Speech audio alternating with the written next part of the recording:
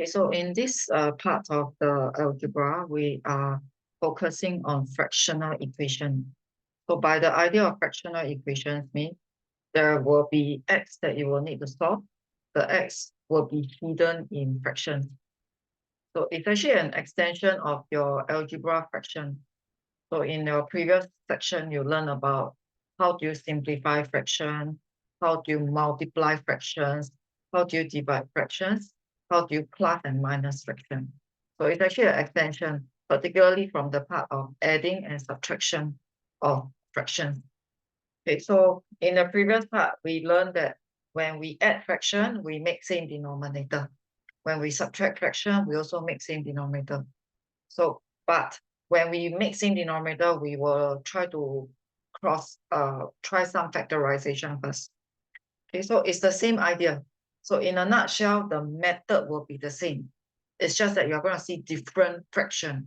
So where you see algebraic fraction, when you see fractional equation, you got to go through the thinking process of the method. So the method doesn't change. It's a really a very fixed method.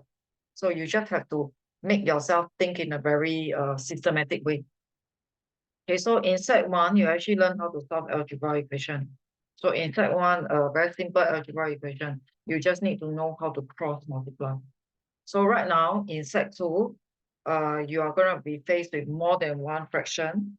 So sometimes it can be two fractions, adding two fractions or subtracting two fractions, or it can be even three fractions, or it can be even four fractions. But it doesn't change the method. So even if you've got more than one fraction, your job is to make same denominator.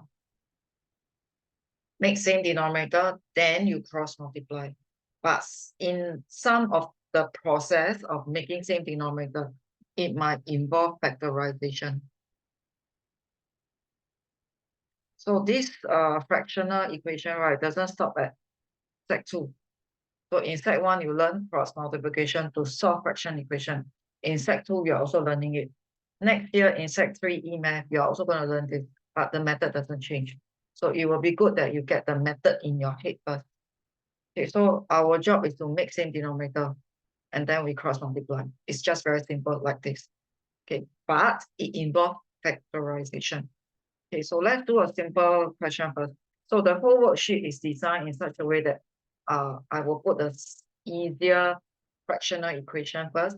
Then slowly we build it up to the more difficult one. So in example 1A is a bit of a recap.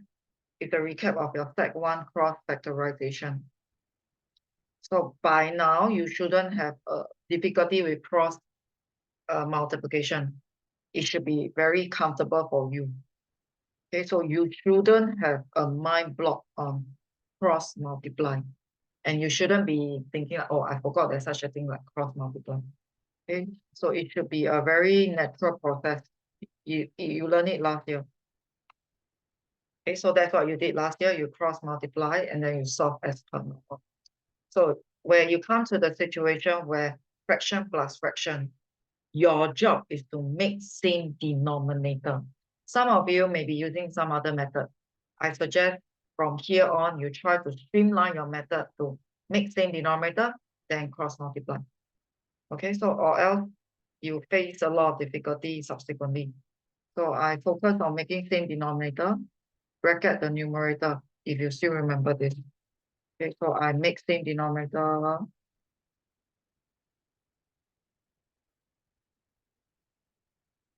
So once I have same denominator, you get a single fraction.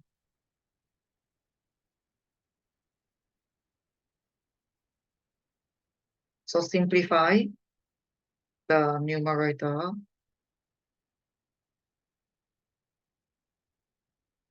until you are good enough to cross multiply. So usually I will want to make sure the fraction is simple enough. I have nothing else I can do to the fraction. Then I go for my cross multiplication. Then so from here, I will solve normally.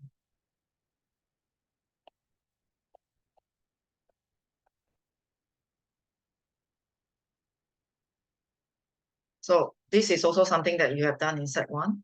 You make same denominator.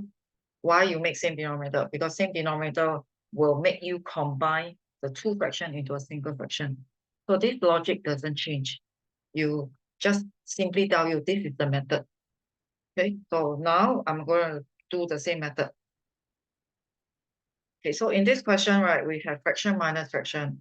Okay, obviously I can also go for making same denominator, but because this side is a 0, okay, I will prefer to bring the fraction over.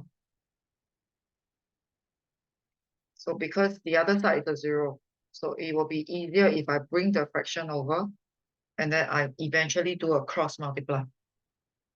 Okay, so this is one possibility. So I can do a cross multiply from here.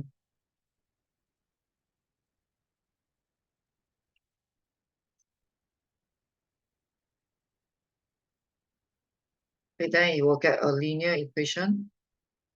So you solve your linear equation as per normal.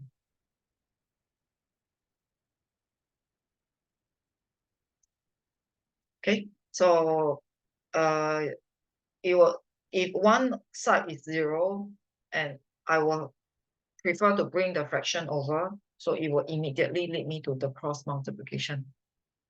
Okay, however, in such a case, you realize that that's not possible.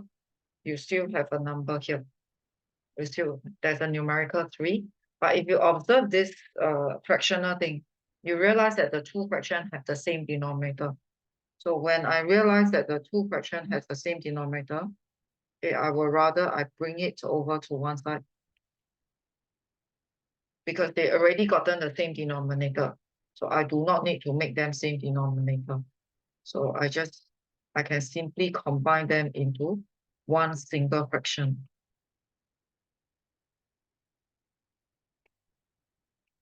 Then I go for my cross multiplication.